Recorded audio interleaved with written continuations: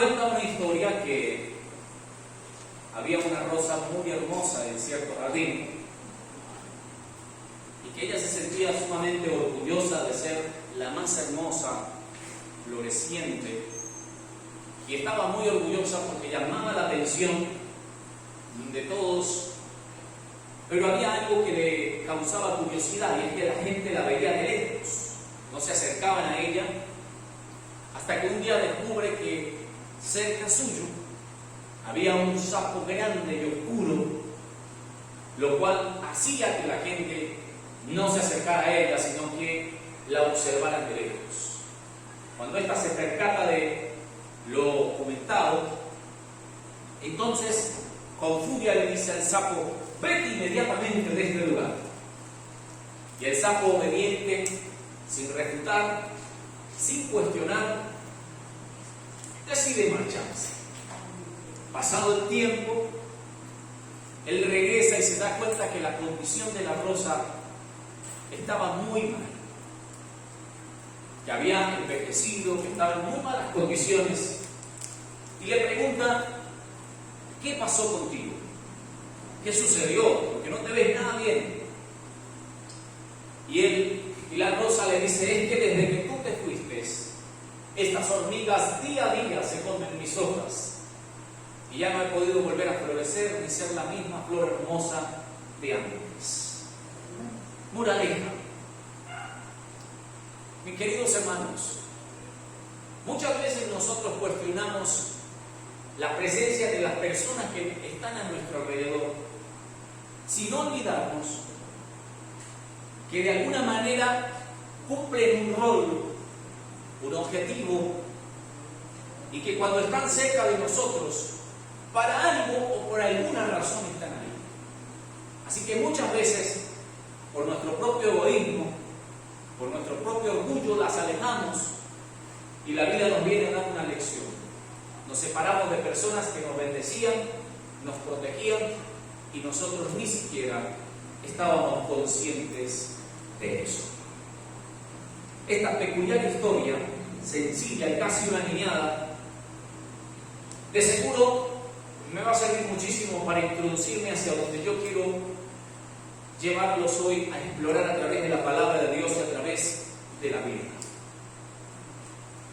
Si aprendiésemos a interpretar cada evento de nuestra vida y a leer cada página escrita de nuestra vida ya en esta tierra, o sea, si los aprendiésemos a vivir, a interpretar a la luz de estos tres principios o conceptos que le dan título a mi enseñanza en esta mañana, viajaríamos más livianos, viviríamos menos frustrados, seríamos más felices, sonreiríamos con más frecuencia, abrazaríamos más, amaríamos más, odiaríamos menos, bendeciríamos más y maldeciríamos menos.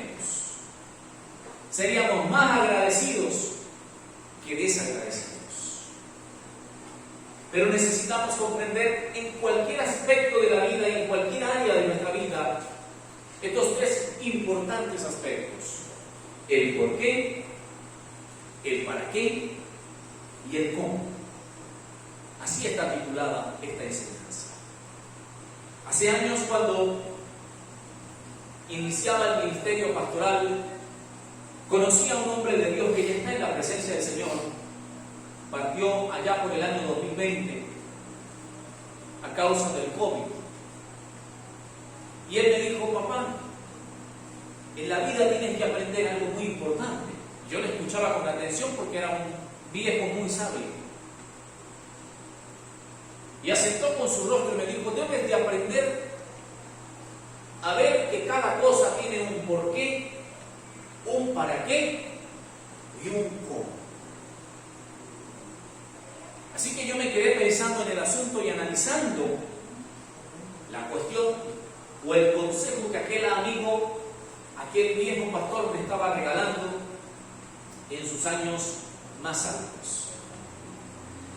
Cuando fue pasando el tiempo me fui dando de cuenta que sí había algo razonable, que así había algo loable en las palabras de aquel anciano. Mis hermanos, amada iglesia, todo lo que usted y yo vivimos, todo lo que usted y yo cruzamos, todo lo que usted y yo emprendemos, todo lo que usted y yo recibimos de parte de Dios, tiene un porqué, tiene un para qué y tiene un cómo. El problema es que cuando nosotros vivimos la vida lejos de estos conceptos, que parecen muy peculiares, que parecen muy sencillos, nuestra vida se vuelve álgida, compleja, nuestra vida se vuelve tediosa, porque cuando vives a la luz de estos tres principios que te comparto en esta mañana, sin duda alguna vas a vivir mucho más relajado, porque habrás descubierto el propósito para el cual Dios te trajo a este mundo. Ahora, yo estoy plenamente convencido, por experiencia propia, que lo que hace que la vida sea un tanto más sin sentido, un tanto más difícil, sobre todo para muchas personas, tal vez no para todos, pero hay gente que dice: yo no sé para qué vivo, yo no sé para qué existo en este mundo, porque es que veo a mi alrededor y no le consigo sentido a nada. Y una madre hace días me decía con mucha preocupación: mi hijo está tremendamente rebelde. Él dice que nada tiene sentido, que la vida no tiene sentido. Él dice que Dios no existe, que no quiere saber nada de Dios. Y cuando yo me encuentro una persona con esta índole de patología, yo concluyo en algo: tiene carencia de propósito. La razón por la que nuestros jóvenes viven afectados por la bulimia, viven afectados por la baja estima, viven afectados por el control de las demás personas, es por la carencia de propósito. Cuando tú tienes propósito de vida, tú estás tan claro como el agua de para qué viniste a esta tierra, cuál es tu función, qué tienes que hacer, cuál es tu misión. Y eso es lo que vas a hacer mientras vivas: enfocarte en el propósito, enfocarte en la meta, enfocarte en lo que el Señor te trajo a hacer este mundo. Pero cuando solamente vivimos bajo el esquema de: es que de verdad yo no sé qué estoy pagando, porque a mí solo me pasan estas cosas y yo no levanto la cabeza y por donde la meto me da el porrazo. Cuando vivimos bajo el concepto ese humano y egoísta que únicamente nos hace ver todo desde nuestro propio dolor, nos olvidamos ver las cosas desde la perspectiva de Dios. Y la vida se vuelve mucho más difícil de sobrellevar. Hay una gran diferencia cuando vives todos los días bajo el esquema del agradecimiento. Gracias, Señor, por este nuevo día. Gracias, Señor, por mi casa humilde y sencilla. Gracias por el plato de comida, por el alimento, por el jugo. Gracias por el transporte. Gracias porque me toca caminar, pero gracias porque tengo buenas piernas, Señor, por lo menos para caminar. Cuando vives bajo el esquema de la gratitud, sales de ese confort donde mucha gente vive quejándose. Pero qué problema, que no tenemos plata, que no tenemos comida, que no tenemos solvencia, que no hay manera de prosperar, que esta casa se está cayendo, que esto está horrible, que esto está malo, que no hay manera, que no hay solvencia, que no hay posibilidades de salir o de solventar esta crisis que hoy me agobia. Y claro, vivimos en un ambiente tan hostil que lo que menos queremos es seguir viviendo. Cuando miras a una persona sin propósito, encuentras a alguien que cree que ya fracasó, encuentras a alguien que cree que es un perdedor total y que nunca va a lograr conseguir nada. Cuando ves a una persona con propósito, ves a alguien que continuamente está emprendiendo, ves a alguien agradecido, ves a alguien que dice: bueno, por lo menos esta semana pude poner un ladrillo en esa gigante pared que tengo como meta construir. El problema de nosotros es que cuando vemos que no podemos cumplir o hacer la pared en un solo día, nos frustramos. Y uno no nace un día y al otro ya está caminando. Es un proceso lento de crecimiento. Vamos dando un pasito a la vez hasta que tomamos confianza, firmamos nuestras piernas y comenzamos a caminar por nosotros mismos. Entonces, si crees que todo lo que quieres conseguir, deberías conseguirlo de hoy para mañana, pues la vida no tendría mucho sentido. Usted diría, pero ¿cómo que la vida no tendría mucho sentido? No, no lo tendría. Porque imagínate si viviéramos en un mundo donde solo hubiera paz, donde solo hubiera amor, donde no existiera la maldad ni la tentación a hacer lo malo.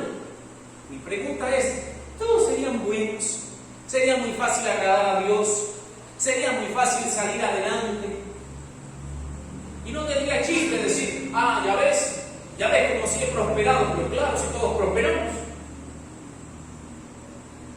Pero las adversidades que para nosotros son gigantes, Dios permite que lleguen en nuestras vidas esos Goliat para que descubramos el David que llevamos por dentro. Y esa crisis que estás enfrentando, ese gigante que estás enfrentando, sencillamente es para que descubras el David que llevas por dentro. Saca tu onda, toma las piedras y derriba ese gigante, porque Jehová de los ejércitos lo va a entregar en tus manos. No te va a dejar, no te va a avergonzar, ni te va a dejar avergonzado el Señor que te llamará.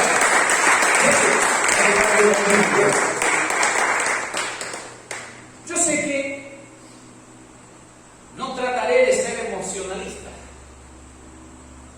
ni trataré de decirte palabras que te emocionen y que de alguna manera te lleven a creer en positivismo. Yo te voy a dar una gran dosis de realidad. La Biblia dice que el pueblo de Israel volvió a hacer lo malo ante los ojos de Jehová. Escuchen esto.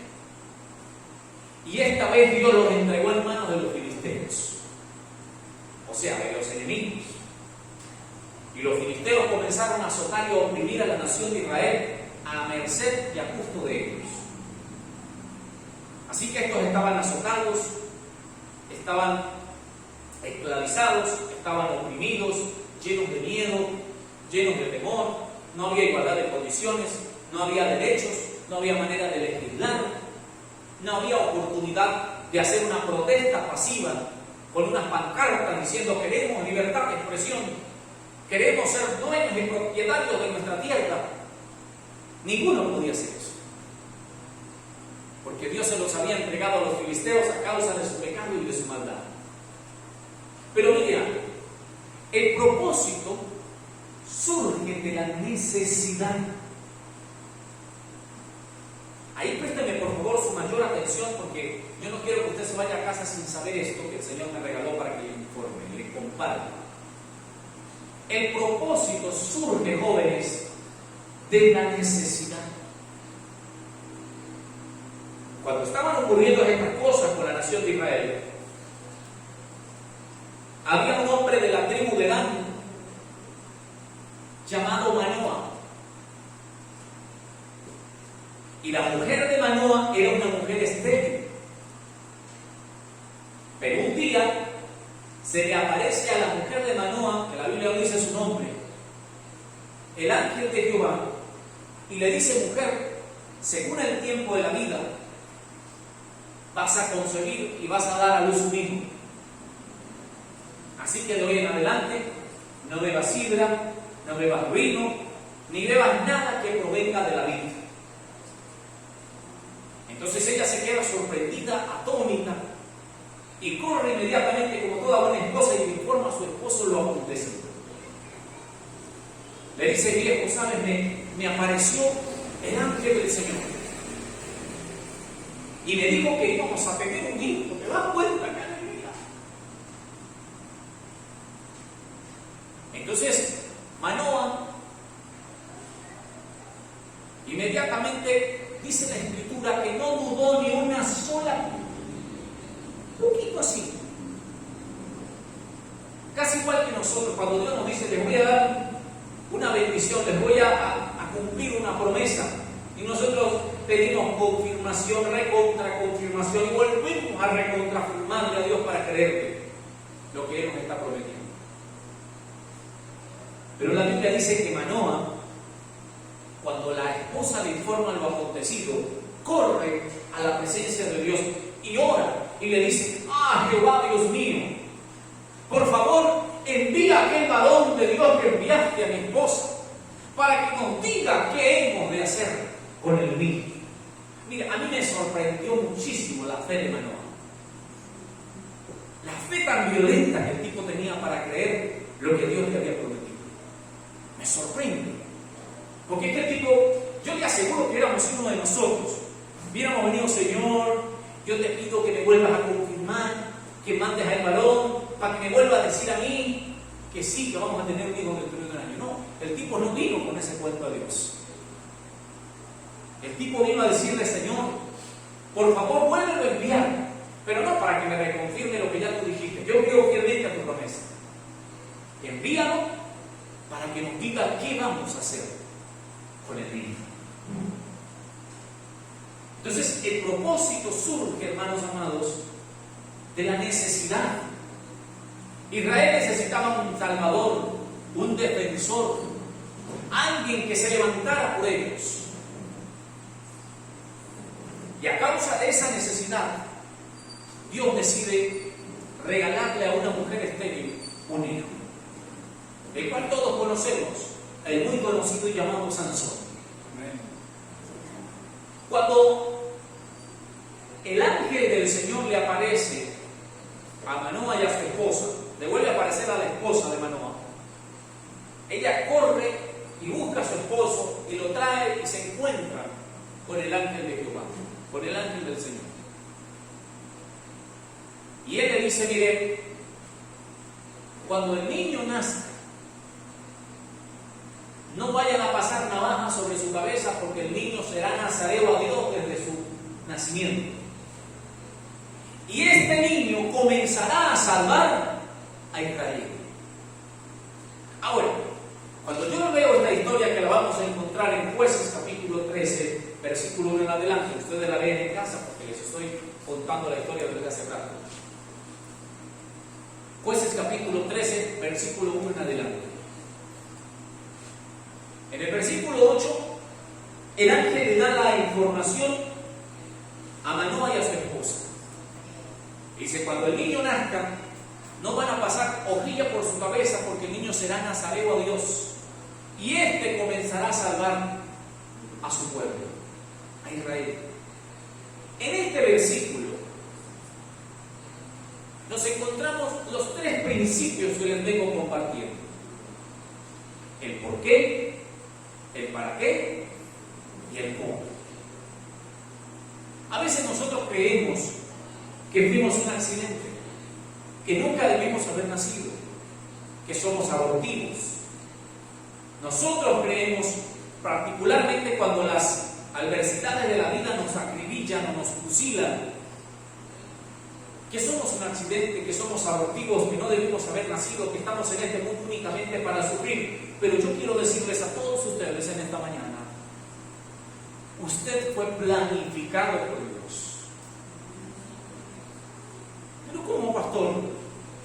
Y este es el gran plan que Dios tenía: que yo atraviese por estos desiertos, por estos mares de angustia. Este es el gran plan maravilloso que me dices que Dios hizo conmigo. Mi querido hermano, mi querida hermana, yo no sé si te atrevas a cuestionar a Dios y a sus planes, pero lo que yo puedo asegurarte es que Él te creó y te planificó para un propósito especial. La problemática aquí es que no lo hemos descubierto. No estamos viviendo a la luz de dicho propósito. Hasta el día de hoy, muchas personas están viviendo y no saben para qué viven. Caminan por caminar, viven por vivir y respiran para no ahogarse, pero no saben para qué viven. Cuando el ángel se le presenta a Manoah y a su esposa, les estaba diciendo el porqué del niño, el para qué del niño y el cómo del niño. ¿Lo vieron o no lo vieron? ¿Por qué tenía que nacer Sansón? Porque había un pueblo que estaba siendo oprimido y azotado por otra nación y necesitaban un libertador. Entonces ahí encontramos el porqué de Sansón. Cuando avanzamos al siguiente principio, preguntamos el para qué de Sansón. Para que libertara y salvara a su pueblo de las manos oprimientes de los enemigos de los filisteos. Pero encontramos también el tercer principio. Los padres de Sansón le preguntaron al Señor: ¿cómo lo vamos a instruir? ¿Cómo lo vamos a criar? ¿Qué vamos a hacer con el niño? Y esa sería la pregunta que muchos de nosotros deberíamos hacernos. En vez de seguir pensando, yo sé cómo debo hacer las cosas, yo sé cómo debo vivir. Además, ya estoy que cumplo 18 y yo creo que estoy suficientemente grandecito para hacer las cosas como a mí me parezca. En vez de seguir creyendo así, pensando así, debería ser lo suficientemente humilde como Manoah para decir: ¿cómo vamos a criar el niño, Señor? Díganos, ¿qué es lo que vamos a hacer con el niño? Porque la pregunta suena absurda. La pregunta suena absurda. Una pareja que no pueden tener hijos y Dios les concede el milagro de tener uno, y el tipo llega y pregunta: ¿y qué vamos a hacer con el niño? Pero pavoso, disfrútenlo, ámenlo, abrácenlo, queriénlo. ¿Sí o no? Pero el hombre pasó por encima de ese deseo propio y dijo: Señor, ¿cómo lo vamos a criar? Porque si tú no lo estás regalando, queremos que en primer lugar te sirva a ti. Y en esta historia encontramos el porqué, el para qué y el cómo de la vida de Sansón. Cuando hablamos poco más a profundidad, el porqué de Jesús.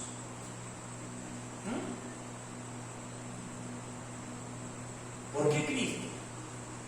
¿Para qué Cristo? ¿Y cómo lo hizo Cristo? Ahí volvemos a aparecer nosotros. El por qué tuvo que venir Cristo. Porque estabas perdido. Estaba perdido. No tenía remedio más que irme a una condenación eterna. Pero Cristo vino para que tú y yo tengamos vida y vida en abundancia. ¿Cómo? Por medio de su gracia, por medio de su muerte sobre la cruz del Calvario. No importaba su por qué, un para qué y un cómo. ¡Aleluya! Y en todos los aspectos de la vida lo vamos a encontrar. El pueblo de Israel logró hallar un Salvador a través de Sansón.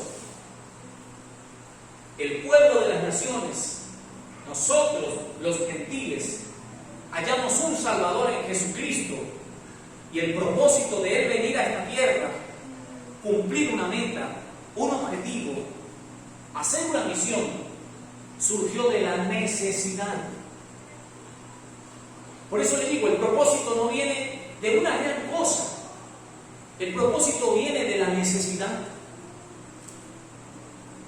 Y tal vez esa necesidad que estás viviendo, que estás pasando, Dios la permitió así para que de esa necesidad levantes un propósito. ¿Saben algo? Algunas veces les he contado que cuando era pequeño, cuando tenía tan solo 5 años, 6 años, yo ya era un niño que tenía depresión. ¿Usted se imagina un niño con 6 años y con depresión? A mis 6 años de edad, yo ya había aprendido a rezar el Padre Nuestro, la Dios te salve, la Ave María. Mi abuela me decía que la acompañara todas las noches a rezar el rosario. Y cuando yo ya tenía que irme a acostar, ellos me habían infundido el temor a Dios y el que rezara antes de acostarme. Y que el Señor me guardara y las ánimas benditas me cuidaran mientras yo dormía. Así me enseñaron. Entonces, cuando yo llegaba a mi cama, después de un día atroz, terrible. Después de un día de insultos, de atropellos, de discriminaciones, de exclusiones, de conflictos familiares, yo rezaba el Padre Nuestro, la Ave María, la Dios te salve, dejaba a su lado y me agarraba a pelear con Dios. Y yo le decía, ¿por qué me creaste, Dios? ¿Por qué? Yo no te pedí nacer en esta familia que no me ama.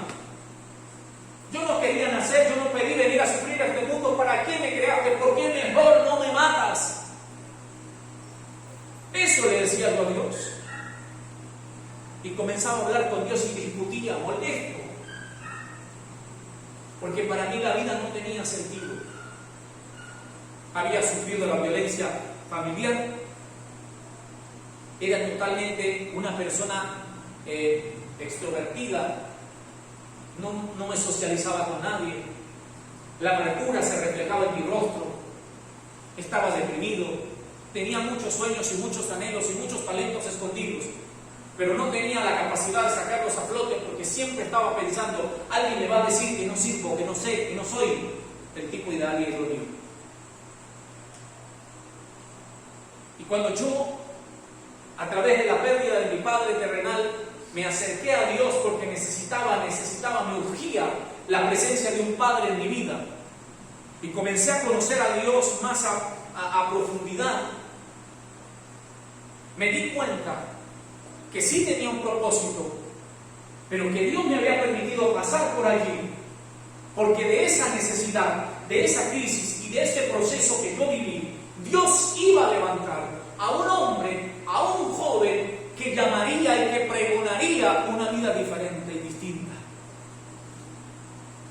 Por tanto, mis amados, cuando ingresé al ministerio pastoral y comencé a trabajar por el Señor de lleno, yo llegué a considerar de parte de Dios que mi ministerio se podía llamar Ministerio Restauración y Vida. Y comencé a decirle, Señor, ayúdame, porque si tú me restauraste a mí de una familia informal, de la depresión, de la baja estima, del bullying, yo creo que tú puedes restaurar jóvenes. Les digo algo, muchachos, yo tenía el pelo por aquí, por la cintura. Mis padres me dijeron que era una promesa. Los que están aquí, que me conocieron de niño, saben que no estoy mintiendo, como la hermana. Y entonces, mis padres decían, no, es que le hicimos una promesa al Señor a no sé quién, porque el niño estaba muy enfermo de gravedad, y entonces el fulano me lo sanó, el santo fulano me lo sanó, y por eso le damos el pelo largo. Era puro cuento. Y era amarillito. Era porque quería que yo tuviera el pelo largo, porque era muy lindo el pelo. Las mujeres me miraban con envidia, porque ellas se ponían el champú, la crema, el aloe, la vera, no sé qué tantas cosas, y nunca podían tener el pelo, se lo planchaban, se lo tenían, se lo secaban, y no tenían el pelo tan hermoso que tenía yo, que por cierto ni me lo cuidaba. Me lo lavaba y ya. Pero cuídamelo así como las mujeres con su pelo, que se lo plancha, que se lo peina, que se pone crema, que se lo adorna, que no, ya no hacía nada de eso. Antes a veces andaba así como un enjambre de la misma, así en la raíz. Y entonces cuando estaba en la escuela primaria, las muchachas me hacían mucho bullying. Y a causa de tanto bullying yo me creía el tipo más feíto que había pisado la tierra. Yo era pecosito, más de lo que soy ahora. Ella me decía, usted le falta una peca para ser cambur. Y yo me arrantía de rambes.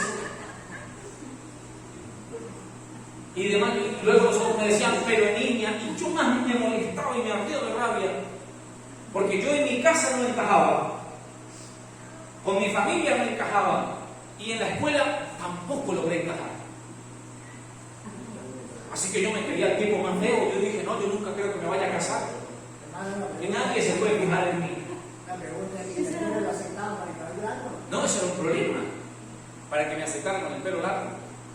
Pero mi mamá pues era muy molada y llegaba y le decía, no, el niño se le va a cortar el pelo, y si no lo dejan estudiar, pues ya quedará conciencia de ustedes, que el niño no estudie y salga ignorante, simplemente porque no les importaba el pelo. Y así me aceptaban en la escuela y me tenían que aceptar, porque decían, bueno, ¿qué vamos a hacer con el chomito? No podemos hacer estudio. Pero en esa historia que vengo contándoles, que nos causa risa, yo sufrí muchos años. Y yo no tenía propósito. Y claro, yo no había tenido propósito porque no había descubierto el por qué, el para qué y el cómo. Por lo que le aseguro que si usted lleva estos 3 principios en su corazón en esta mañana, tal cual como funcionaron para el pueblo de Israel a través de Sansón, tal cual como funcionaron para usted y para mí a través de Cristo Jesús, va a funcionar en su vida, a través y por medio de usted para la vida de otras personas. Es decir, usted es un canal, usted es un medio que Dios quiere utilizar para que a través suyo, a través de su crisis, a través de su adversidad, muchos puedan llegar a Él, muchos puedan llegar al conocimiento de su palabra. Pero necesitamos aprender a analizar cada evento de nuestra vida bajo estos 3 conceptos. El apóstol Pablo es tomado como prisionero en ya la recta final de su ministerio.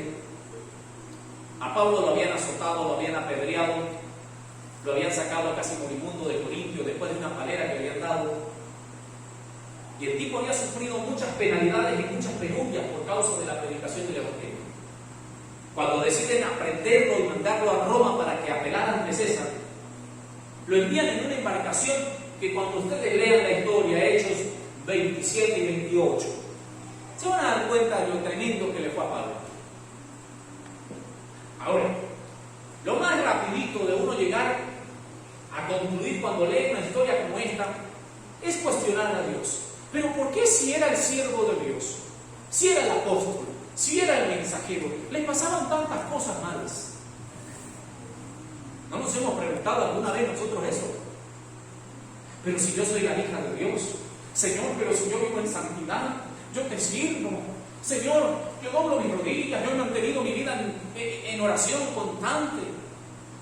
Señor, yo me he decaído, yo he estado ahí sirviéndote. ¿Por qué a mí las cosas me salen mal? ¿Por qué a mí me pasan estas cosas?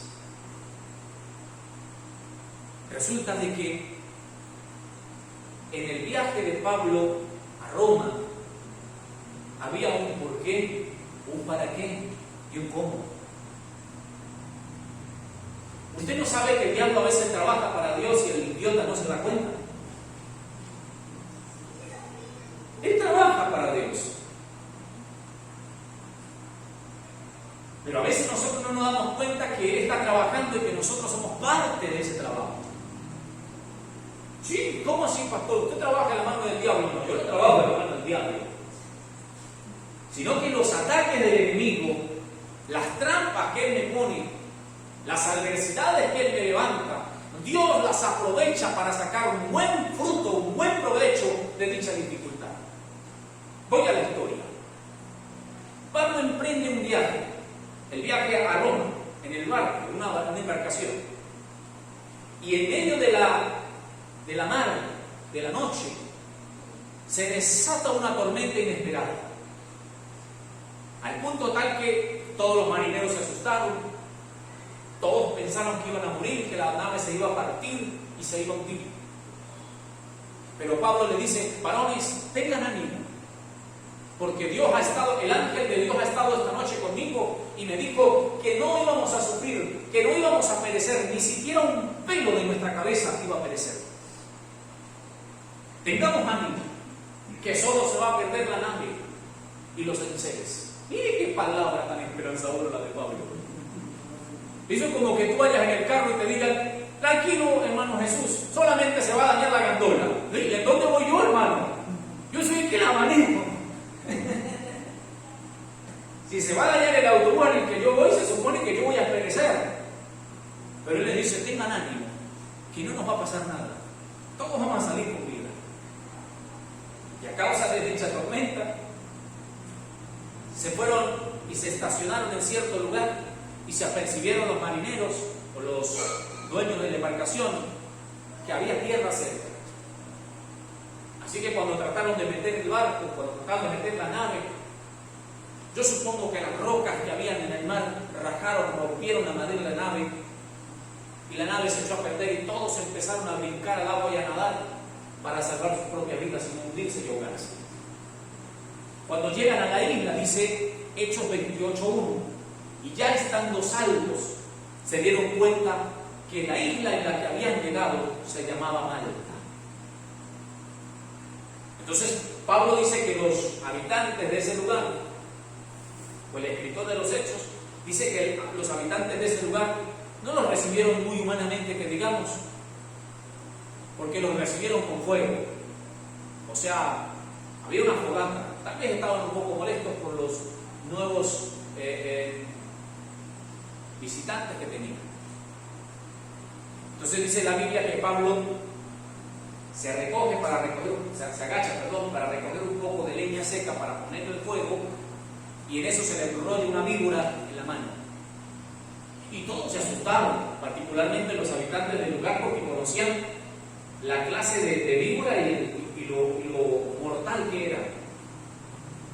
Entonces, la Biblia dice que Pablo se sacudió la mano y que todos esperaban que él se desmayara, cayera muerto, porque creían que le había picado la víbora. Pero al darse cuenta que no le había picado, dijeron que este era un dios, porque tenía poder de alguna manera sobre las víboras. Pasa algo peculiar y aún más interesante. Yo no sé si van captando o van discerniendo lo que trato de decirles a través de la historia. Pero ¿saben algo?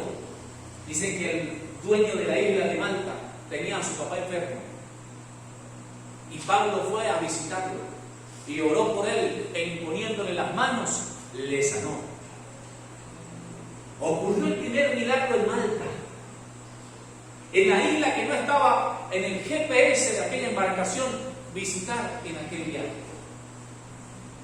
Cuando se dieron cuenta que había sido sano, empezaron a traerle los enfermos para que Pablo los sanara.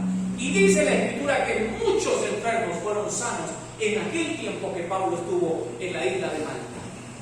Ahora, ¿están entendiendo el porqué de las crisis? Si Dios no hubiera permitido que esa tempestad se le hubiera levantado a esa embarcación, ellos hubieran seguido derechito a Roma y nunca hubiesen entrado a Malta. Por lo tanto, los habitantes de Malta jamás hubiesen escuchado hablar del Dios y Padre de nuestro Señor Jesucristo, ni de tampoco la obra que Cristo hizo para salvarnos sobre la cruz del Calvario. Pero gracias a ese naufragio fracasado, gracias a ese naufragio perdido, gracias a ese desvío en esa tormenta, Pablo pudo llegar y pregonar salvación y vida eterna, pudo proclamar sanidad sobre los enfermos, pudo pregonar la palabra de Dios en Malta, y ese día la salvación llegó a aquella isla inesperadamente. Lo que quiero decirles es que había un porqué, un para qué y un cómo en las pruebas de Pablo. Y si las había en la vida de Pablo, también lo hay en la vida de nosotros. Yo solo quiero, mi hermano querido, pedirle que a partir de hoy usted termine reflexionando cada día cuando atraviese un proceso, por duro que sea: Señor, ¿qué quieres enseñarme con esto? Porque cada cosa, por minuciosa que sea, tendrá un porqué, un para qué, un cómo. ¿Por qué estoy enfermo y el Señor no me ha sanado?